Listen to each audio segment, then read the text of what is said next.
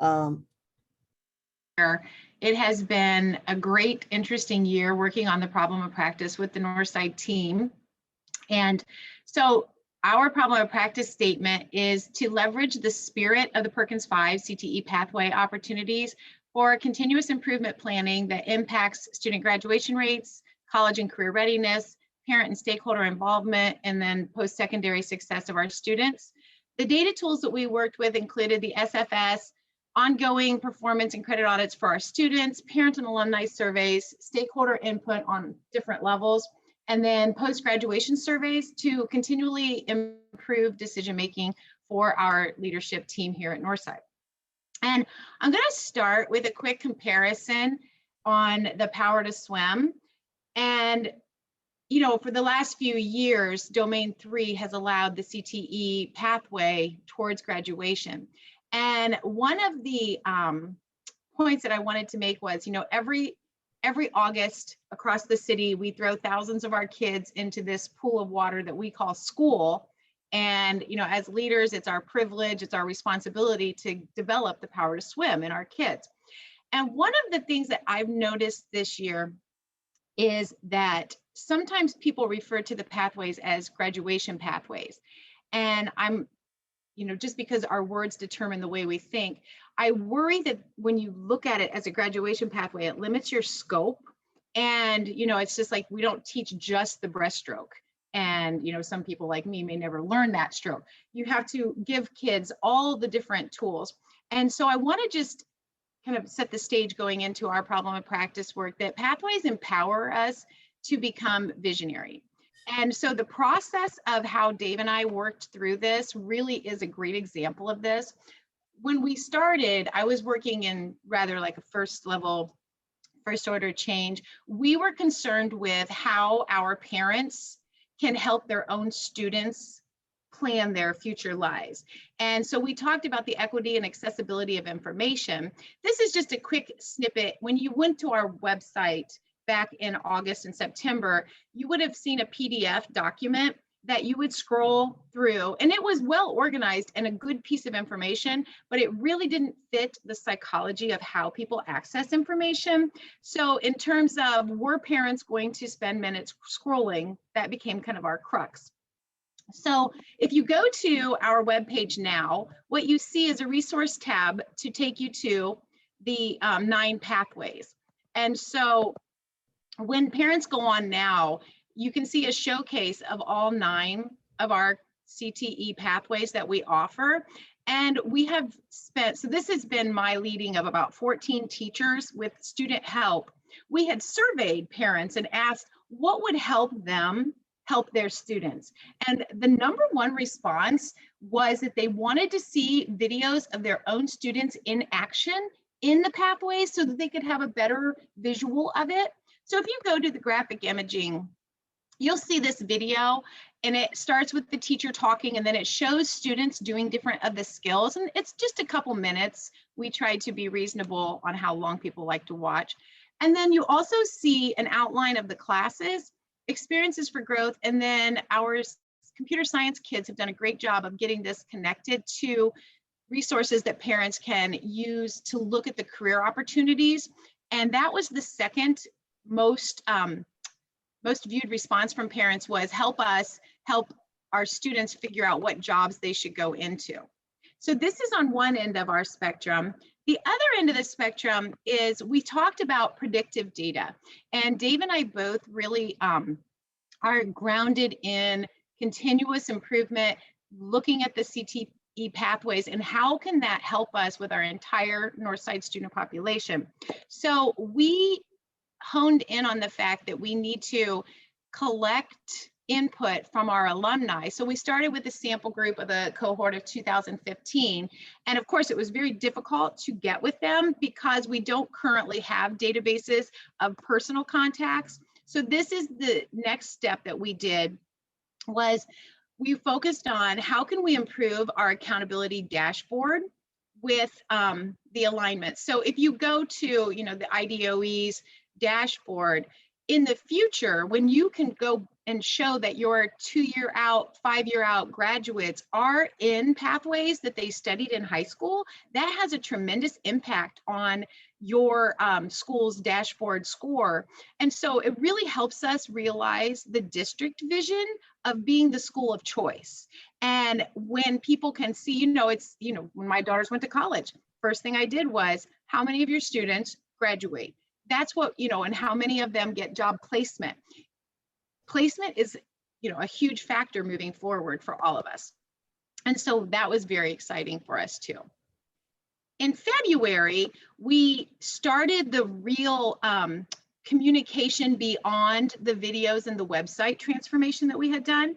And we started with freshman orientation. So when you look at, when you look at our freshman orientation web slideshow that parents can access, we tried to showcase for parents the 9 pathways. And again, it's all about, being responsive to the Northside families and making the information as seamless as possible so that their kids do have a better opportunity to complete those requirements and be post-secondary successful. So one of the things is, when you see this, parents have access to this, and we streamlined our scheduling form.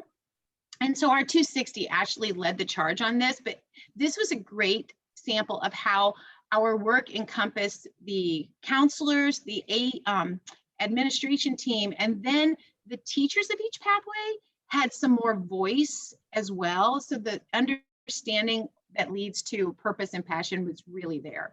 And so parents can easily now look at this and say, okay, here's what they're doing as a freshman, here's how it's escalating, here's how they're growing.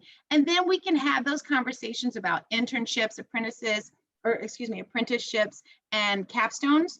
And so it's really just a great tool to engage people in deliberate conversation as well. And then this also takes you to a video similar to the one that's on our website. So what we're doing is trying to create this communication loop so that we catch all of our parents and our partners. So we have the YouTube channel, and our computer science teacher, Mr. Schmitz, knows that our Facebook gets the most hits. So we have it all in all of the different options. The next part that Dave and I have been working on for about a month now is really the most exciting to me, and that is the creation of new pathways. And so Dave realized early on that I shared the passion because of my long history at the Career Academy. And we were looking at the spirit of Perkins 5. And so going back to that original comment on not using it as a tool, but as a way to capture the vision, is that you look at the local economy and what is driving the need. And so Dave and I have had about 5 different meetings with maintenance directors of different industries, and Pete Smith has been very significant in launching this curriculum. But when I went to the Career Academy, advisory boards that was my first real interaction with advisory boards. And when I was doing my dissertation around aligning the local needs and job projections to the pathways that we're offering in our schools, it became really apparent to me that we don't use our stakeholders in the way that the Perkins 5 spirit really intends it.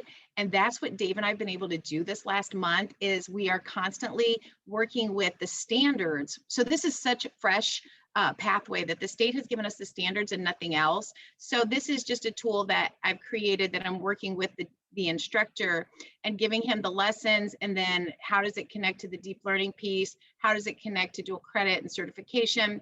And then this was the part that we had talked about, is when he gets done teaching that unit, going in and saying, okay, so how is the remediation going to work for this? How are the kids who are really equipped for mechanical aptitudes? And that's the other thing I love about this, creating this particular pathway, is that I have always felt that the mechanically aptitude students are the ones that we most do a disservice to in public education in the primary grades. So I think that this is exciting, because when I went to the middle schools, I noticed that the interactive media design, the computer science classes in the middle schools, need to be aligned to what we are doing as the feeder high school. So again, that's why I'm saying it's really important that we refer to these as CTE pathways and not graduation pathways, because we don't want to limit this as a tool. It's a vision. I mean, it can launch in so many different directions. In fact, I have to tell you, I'm sitting in that expulsion hearing this morning, listening to this boy's story. And as a freshman, he was on track and everything went south his sophomore year. Or excuse me, the second part of his freshman year. And I kept thinking, you know, that's the number one indicator is those freshmen. If you're on track as a freshman, you are much more likely to graduate. And they were asking him, Mr. Hissong asked him what he wanted to do when he graduated next year, and he had no idea. And so, you know, using this CTE pathway to tap into those freshmen and sophomores is another step that Dave and I are looking at. But I guess my whole point is that when you look at the work that we've done here at Northside this year, it started with accessibility of information. And I have, you know, just kind of building on the global competencies, it's ending with us having this bigger view of the pathways and casting our vision and constantly improving it. And so when you look at these 7 Ps, parents, partners, precision with how we are helping kids shape their own future, and then personalizing it so that they have some empowerment over their own lives and get that efficacy that is so needed. And then the purpose and passion, and of course then the talent pipeline, like I discussed. But we had, you know, this system of reaching out to our postgraduates and getting their input, I think is going to be really significant in the way that we continue to shape these programs. So the last slide is just for your resources if you want to go look at any of the tools that I have provided here. So I know that is a lot in 7 minutes. Does anybody have any questions? I want to say, Sandy, that this is excellent. Nice job. Thank you, Jack. And as you know, as we've talked, I'm interested in scaling this.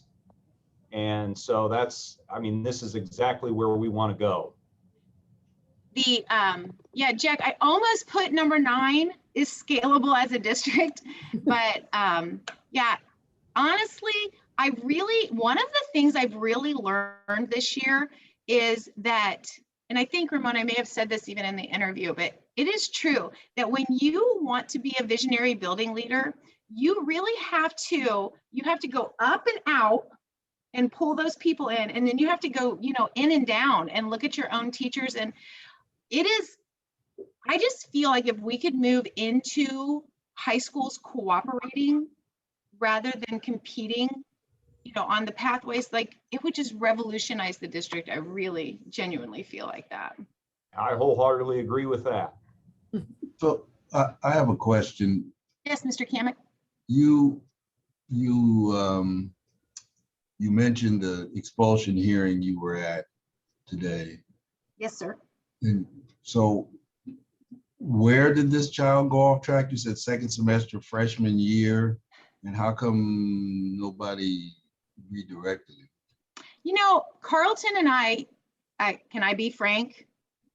I'll just be frank. Carlton and I had talked about this just like a month ago. And so do you remember Mary Larson, Mr. Kamek? I do. Yes. Rather hard to forget.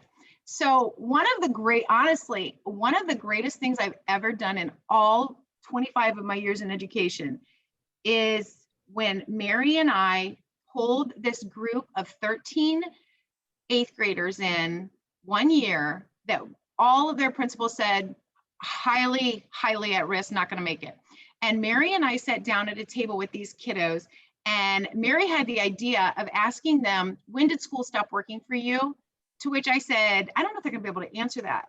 And then it was such a sad reality. Every one of those kids didn't take even 2 seconds to contemplate it. 3rd grade, 5th grade, 1st grade. And then I remember one kid said, I don't know, but I really don't think it ever worked for me. And we did a pilot project that year and let them into CTE. And of the 13, 7 of them didn't make it, but 6 of them did. And Mary and I mean, it was just like the best 4 years watching these kids. And then, some of them, were just in foster systems and moved to Florida. One boy moved to Florida. But the truth is, if you are a CTE concentrator, you have a 10% greater likelihood across the nation to graduate. That goes up for children of poverty and children of color. It goes up significantly. And so I was expressing to Carlton, like, why aren't we doing magnet programs? We really need to look at that data. If we know that freshmen need to be on track and we know CTE works, like, let's just merge them. That's just my passion point, Mr. Kamick, sorry. Sandy, I was thinking about what you said about how when did schools stop working for them? And that's not the first time I've heard that for many of our students who are struggling, it starts at the elementary level. Mm-hmm. And one of our teaching pipeline tactics, I would say, is how do we help our parents at a very young age vision with their young child that there is a pathway. It may not be college, but there is a pathway for the talents and the gifts that you hold right now. And let us as a school district support you in developing that vision. Yes. And we need to help our parents with that.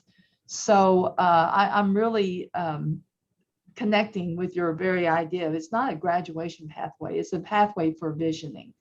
And we need to start that at a very young age. And I am fully in agreement that we cannot lose them at such a young age due to a lack of passion or a lack of vision. So how do we scale that pre-K, all the way up to that 12th grade year? And whether they go to college or post-secondary training, what is it that we can do to lock our arms to ensure that we help that child with the vision all the way up to his adolescent or her adolescent years? Get with that, I just read something just like a week or so ago that said that we should never ask this question again, to which I really feel bad because I ask it all the time, is what do you want to be when you grow up? And this book was saying how you have to say, what do you enjoy? Because I think that is, and I listened to Mr. Hissong ask that boy, what do you want to be when you grow up? And I thought, ask him what he likes spending his time. And then eventually the kid did say, he said, I love to produce music. And sadly, that was one of the pathways Dave and I were really aiming for because of the, the music backbone of Northside High School. Yeah. But I do agree with you. And the other thing I really believe in is when Jack and I started the whole internship thing years ago, there wasn't a single teacher on our staff who thought I was right. And they all kept saying, companies don't want these kids. These kids don't know enough. They're never going to let you. And so from that experience, I always say, never be someone else's no, because I'm not kidding. And I know that I'm overly optimistic. It is a problem. I do know that. But I've never been told no. The only time that I can ask for, like a tour of a facility, and they're going to say yes. And, just driving in this morning, the news was talking about Dr. Daniel's virtual academy. And I kept thinking, it would be really cool if you could do some kind of like a mentor, for every one of those virtual kids, like this person works at Vera Bradley, this person works at so-and-so, and give them like a community partner. Like, remember when FWCS like 15 or so years ago did the Real Men Read? Do you remember that?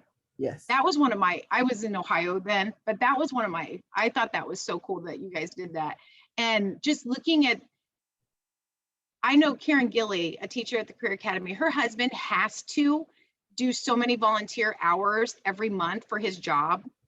I think there are probably hundreds of people in that situation who would say, are you kidding? A conversation with a student? I mean, I know there's legalities and all of that, but just thinking about it, I just don't think people would immediately say no.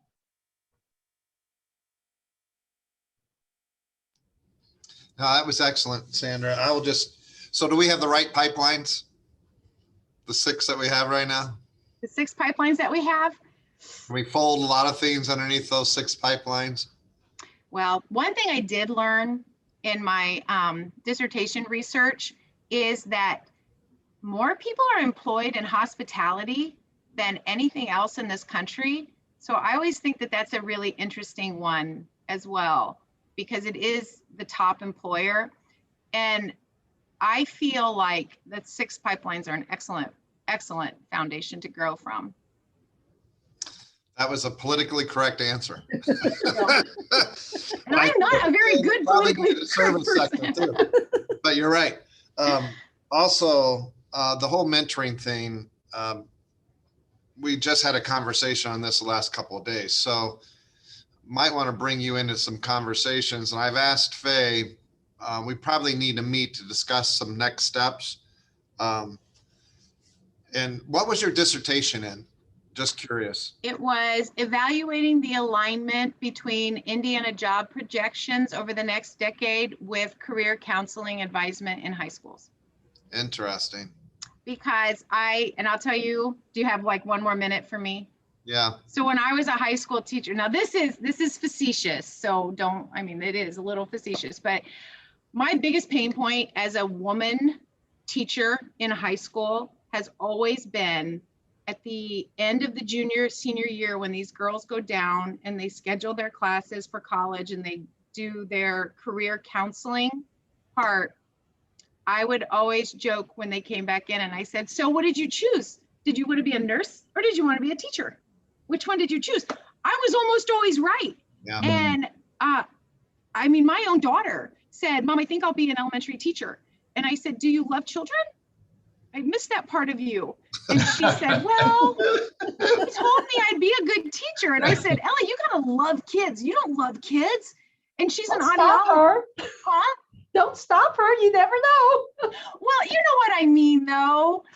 I don't like when people go into education without really knowing why they're going in education. And I do love them all and I will kiss them all on the head. You just got to know that. But anyway, it was always a pain point for me. So when I had the opportunity at the Career Academy to really delve in, like at Tara, one time I went to watch an intern and she said, you can go in now, they're in the cloud architect meeting. And I remember that whole time just going, I'm not worthy to be in this room. And containerization, Jack, that was the word I left with. I immediately Googled it when I got into the car. And so I just feel like, we're the only nation on earth that even does career advisement. It's not an international concept.